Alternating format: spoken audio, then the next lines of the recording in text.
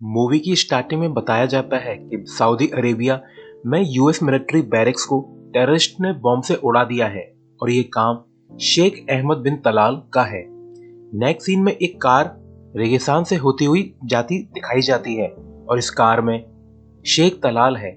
फिर हम देखते हैं कि यूएस फोर्सेस तलाल की कार पे सैटेलाइट से नजर रख रही है और जैसे ही तलाल की कार खंडर के पास पहुंचती है तभी वहां छुपे यूएस के ब्लैक ऑप्स तलाल की कार पर फायर कर देते हैं और तलाल के अलावा सभी को मार दिया जाता है। ब्लैक ऑप्स तलाल को उठा लेते हैं और फिर तलाल की कार को भी एविडेंस मिटाने के लिए उड़ा देते हैं।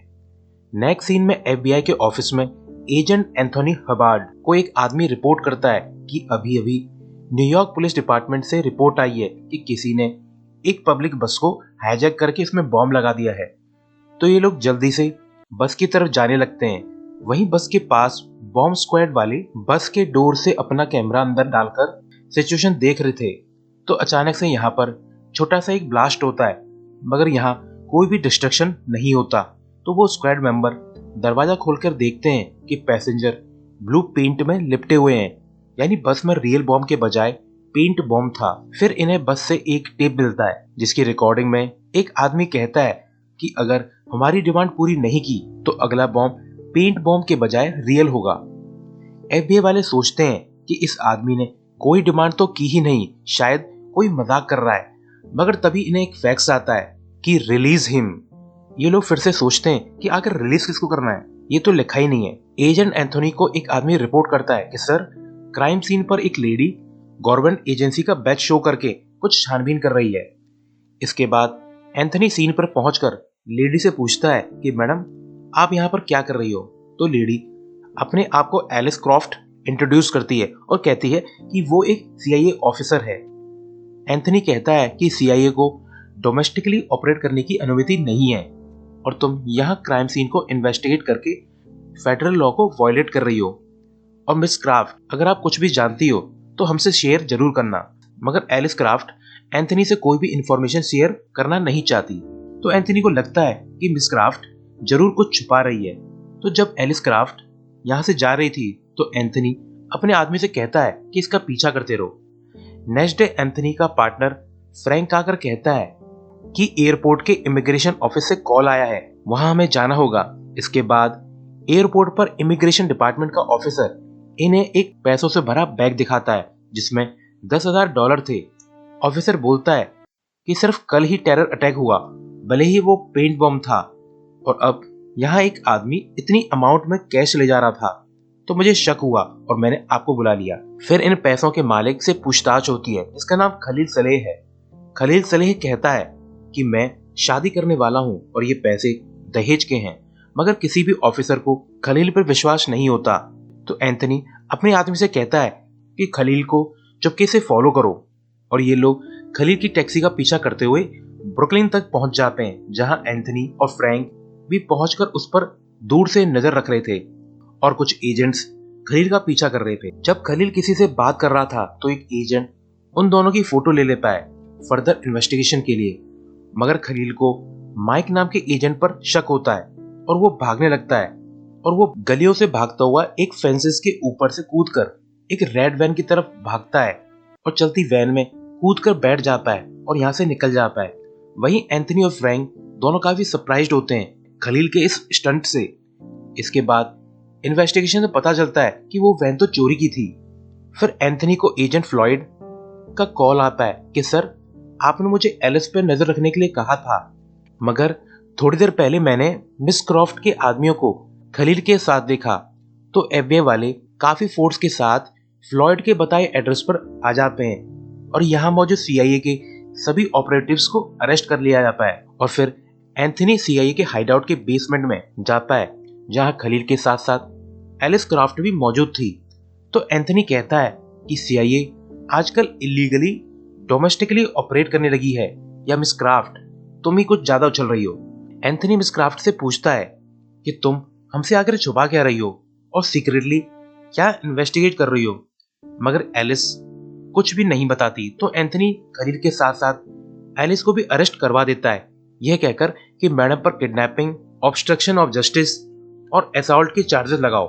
कार में लौटते वक्त एंथनी पूछता है कि एलिस, क्या सिटी में कोई टेररिस्ट सेल ऑपरेट कर रहा है जिसका एफबीआई को पता नहीं है? मगर एलिस कोई भी जवाब नहीं देती। मगर तभी एंथनी और फ्रैंक दोनों के फोन बजते हैं और इन्हें एक लोकेशन पर इमरजेंसी सिचुएशन के लिए बुलाया जाता है। इसके बाद हमें एक बस दिखाई जाती है जो बीच रोड पर खड़ी है और उसे काफी पुलिस वालों ने घेर रखा है। एक पुलिस वाला एंथनी को बताता है कि इस बार बस हाईजैकिंग इंसिडेंट पिछली बार से अलग है। इस बार बस में 3 हथियारबंद लोग हैं जिन्होंने पैसेंजर्स को होस्टेज बना रखा है और बस में 6 बच्चे भी हैं। जब एलिस को कार से ले जाया जा रहा था तो वो बोलती है कि एंथनी, पिछले वाला तो सिर्फ वार्निंग के लिए था। तो एंथनी मिस एलिस को भी अपने साथ ले जाता है। फ्रैंक आकर बताता है कि बस में 3 टेररिस्ट हैं, उन्होंने सुसाइड बॉम्ब वेस्ट पहनी हुई है और वो अरेबिक में बातें कर रहे हैं। एलिस फिर मीडिया की गाड़ियों को और न्यूज वालों के हेलीकॉप्टर को देखकर समझ जाती है कि टेररिस्ट नेगोशिएशन के लिए नहीं बल्कि मीडिया के आने का इंतजार कर रहे हैं ताकि वो पूरी मीडिया के सामने बस को उड़ा सकें। एलिस कहती है कि उन टेररिस्ट को मार दो वरना यहाँ कुछ बड़ा हो जाएगा। मगर एंथनी फिर भी टेररिस्ट से नेगोशिएट करना चाहता है तो वो बस ड्राइवर के रेडियो फ्रिक्वेंसी पर कॉल करता है और बात करता है और वहीं फ्रैंक एंथनी की बात को अरेबिक में ट्रांसलेट कर रहा था। एंथनी बोलता है कि प्लीज, तुम्हारा जो भी मकसद हो, बच्चों ने किसी का कुछ नहीं बिगाड़ा है, तुम उन्हें जाने दो। तो फिर बस का दरवाजा खोल के टेररिस्ट बच्चों को जाने देते हैं। तो एंथनी बस की तरफ जाते हुए कहता है कि आई एश्योर एफबीआई और पुलिस कोई एक्शन नहीं लेगी। क्या तुम अब बड़े बूढ़ों को भी जाने दे सकते हो? तो बस का डोर फिर से ओपन होता है और जैसे ही बड़े बूढ़े लोग उतर रहे होते हैं तभी बस में जोरदार ब्लास्ट हो जाता है और ब्लास्ट की शॉकवेव से काफी पुलिस वालों और एफबीआई वालों को भी चोट लग जाती है और एंथनी के कान टीं कर जाते हैं। वो काफी दुखी होता है। नेक्स्ट सीन में एफबीआई के ऑफिस में एंथनी की प्रीवियस बॉम्बिंग इंसिडेंट को सोचकर सनक रही होती है तो वो एक मीटिंग बुलाता है और कहता है कि लोकल अरब कम्युनिटी हमारे साथ मिलकर टेररिस्ट को ढूंढने के लिए एग्री हो गई है। अब तुम लोग अपने हिडन सोर्सेस से पता लगाओ इन टेररिस्ट के बारे में, अपने सारे इन्फॉर्मर्स एक्टिव कर दो, किसी पे भी शक हो उनकी जांच करो। इसके बाद एंथनी और फ्रैंक खलील के पास जाकर एक सिगरेट जलाकर खलील के फेस के पास ले जाकर पूछता है कि जल्दी बताओ तुम्हें पैसे कहां से मिले। तो खलील एक नाम बताता है, अली वजीरी। तो इन्हें डाउट होता है कि अली वजीरी अमेरिका में इंटर आखिर हुआ कैसे, क्योंकि वो तो स्टेट डिपार्टमेंट की वॉच लिस्ट में था और उसे सामने आते ही गोली मार दी जाती। तो काफी इन्वेस्टिगेट करने पर इन्हें पता चलता है कि अली वजीरी के नाम स्टूडेंट वीजा बना हुआ है। इसके बाद मिस एलिस एंथनी को बताती है कि शायद इस सब का शेख तलाल से रिलेशन है या उसका कोई फॉलोअर है जो ऐसा कर रहा है, क्योंकि कुछ टाइम पहले उसे यूएस फोर्सेस ने उठा लिया था और मैं तुमसे कुछ छुपा नहीं रही थी बल्कि मुझे ऊपर से ऐसे ऑर्डर थे। फिर यहाँ फ्रैंक आकर बताता है कि हमें अली वजीर के वीजा से रिलेटेड क्लू मिले हैं और फिर एक आदमी को दिखाकर फ्रैंक बताता है कि इसका नाम समीर है और ये ब्रुकलिन कॉलेज में प्रोफेसर है और इसी ने अली का एप्लीकेशन स्पॉन्सर किया था। एंथनी समीर को अरेस्ट करना चाहता है मगर एलिस समीर को प्रोटेक्ट करने की कोशिश करती है, यह कहकर कि समीर टेररिस्ट नहीं हो सकता, मगर फिर भी समीर को पकड़ लिया जाता है। अपने ऑफिस में एंथनी एलिस से पूछता है कि तुम समीर को पर्सनली जानती हो क्या? तो एलिस के बिहेवियर को देखकर वो समझ जाता है कि समीर सीआईए के लिए काम करता है और उसकी हैंडलर एलिस है। नेक्स्ट डे एंथनी के ऑफिस जनरल विलियम आते हैं और बॉम्बिंग इंसिडेंट के बारे में बात करते हैं। बातचीत में एंथनी पूछता है कि बॉम्बिंग का शेख तलाल से क्या रिलेशन है, जिस पर विलियम कहता है कि कुछ नहीं और वैसे भी तलाल मर चुका है। इसके बाद इन्हें एक बिल्डिंग से रिपोर्ट मिलती है तो ये लोग बिल्डिंग के ओनर से मिलते हैं। ओनर बोलता है कि मेरे यहाँ 3 अरेबिक लोगों ने अपार्टमेंट रेंट पे लिया था और वो लोग कभी भी रूम से बाहर नहीं निकलते हैं और हर टाइम खाने के लिए पिज्जा ऑर्डर करते हैं। तो एफबीआई वाले उस अपार्टमेंट के पास बग लगाकर अरेबिक लड़कों की बातें सुनते हैं। तो एफबीआई को पता चल जाता है कि ये लोग टेरर सेल का पार्ट हैं। तो एंथनी अपने एक एजेंट को पिज्जा बॉक्स लेकर अपार्टमेंट भेज देता है और इस एजेंट के पीछे पूरी स्वैट टीम थी। तो एजेंट डोर नॉक करके पिज्जा बॉक्स जमीन पर रखकर चला जाता है।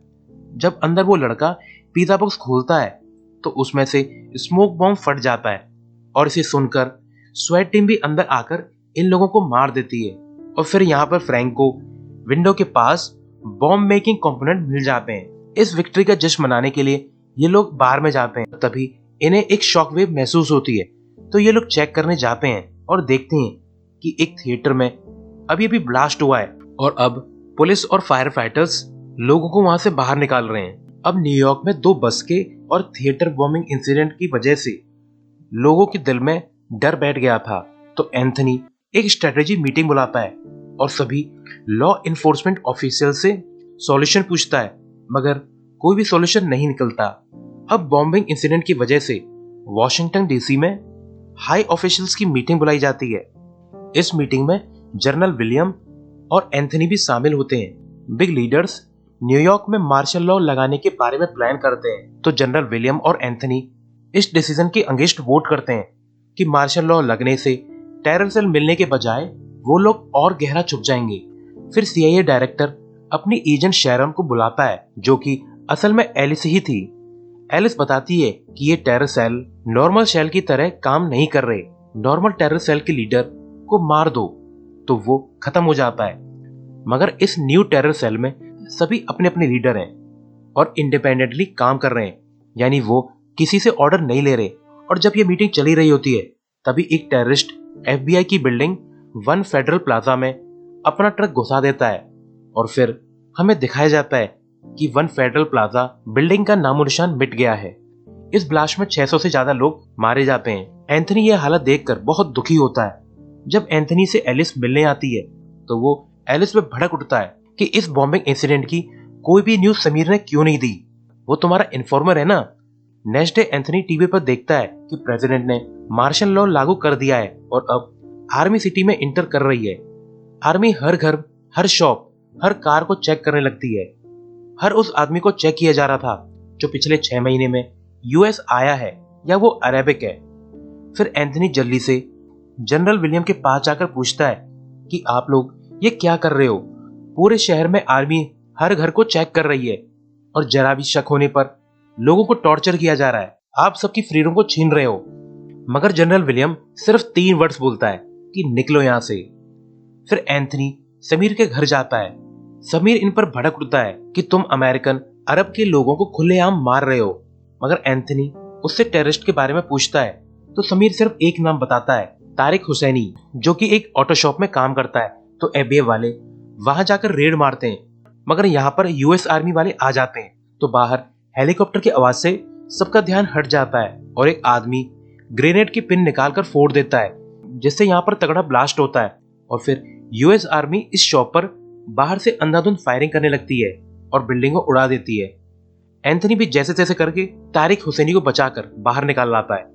इसके बाद एंथनी देखता है कि आर्मी ने वायरस की प्रिजन बना दिए हैं और सभी अरेबिक डिसेंट को उसमें कैद किया जा रहा था। और इसी वक्त फ्रैंक भी प्रिजन के बाहर अपने बेटे का नाम चिल्ला रहा था, क्योंकि उसके बेटे को भी पकड़ लिया गया था।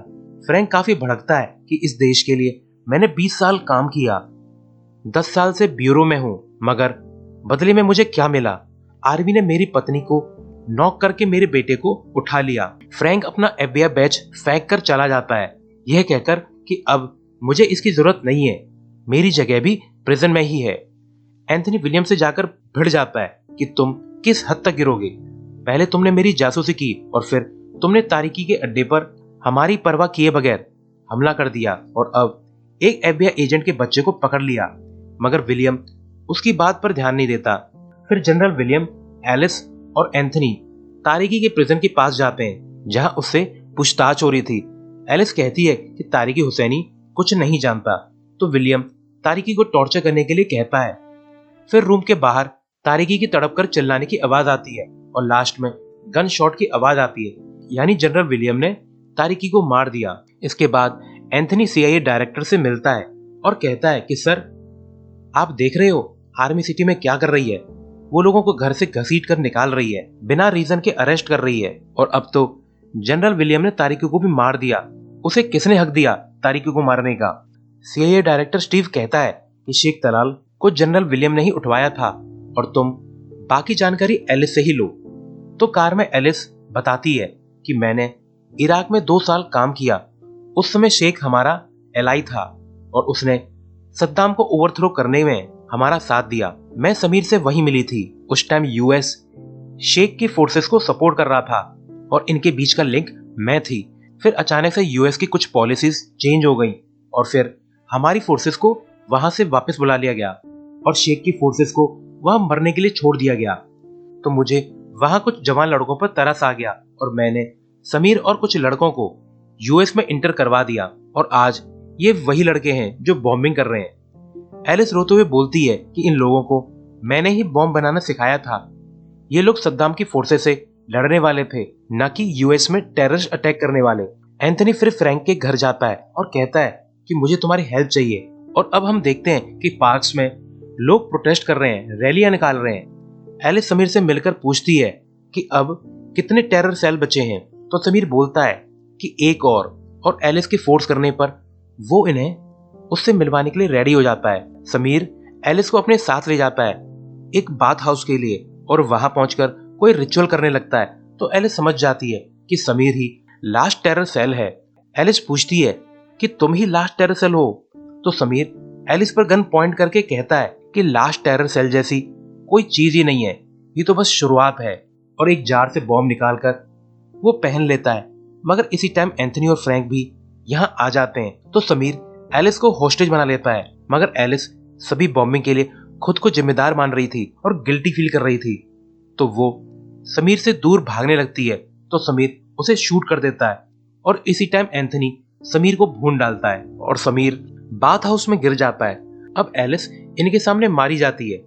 इसके बाद एंथनी जनरल विलियम के पास जाकर कहता है कि लास्ट टेरर सेल मारा जा चुका है और शेरोन यानी एलिस भी मारी गई है।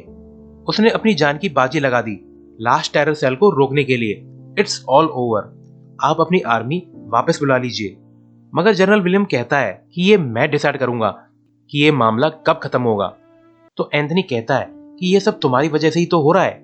तुमने ही इलीगली शेख को उठाकर इंटरनेशनल लॉ का वायलेशन किया और यहाँ न्यूयॉर्क में भी हजारों लोगों को इलीगली डिटेन करके काफी लॉ वायलेट किए। इसके बाद एंथनी यूएस डिस्ट्रिक्ट कोर्ट का ऑर्डर दिखाता है कि उन सभी इलीगली डिटेन लोगों को रिलीज करो। जनरल कहता है कि मेरी अथॉरिटी कोर्ट से भी ऊपर की है क्योंकि मैं प्रेसिडेंट के डायरेक्ट ऑर्डर पर यहां हूं। तो एंथनी भी कहता है कि जनरल, तुम्हारी अथॉरिटी यहीं खत्म होती है। तुम्हें अरेस्ट किया जाता है तारिक हुसैनी को टॉर्चर और मर्डर करने के लिए। और इसी वक्त काफी एफबीआई एजेंट्स यहां आकर आर्मी वालों पर गन पॉइंट कर देते हैं। विलियम कहता है कि तुम्हें क्या लगता है मैं हेजिटेट करूंगा अपने सोल्जर्स को शूट करने के ऑर्डर देने से? मगर एंथनी कहता है कि मुझे पता है कि तुम बेशक किसी भी इनोसेंट को मारने का ऑर्डर दे सकते हो, मगर ये सोल्जर्स तुम्हारी तरह मर्डरर नहीं है, ये हेजिटेट कर सकते हैं। इसके बाद जनरल फिर कुछ सोच समझकर अपने लोगों से गन नीचे करने का बोलकर सरेंडर कर देता है और इलीगली डिटेन लोगों को भी आजाद कर दिया जाता है, जिसमें फ्रैंक का बेटा भी शामिल था। और ये सब देखकर एंथनी काफी खुश होता है और यहाँ मौजूद भीड़ भी काफी खुश होती है। और इसी सीन के साथ ये शानदार मूवी एंड होती है। Thanks for watching.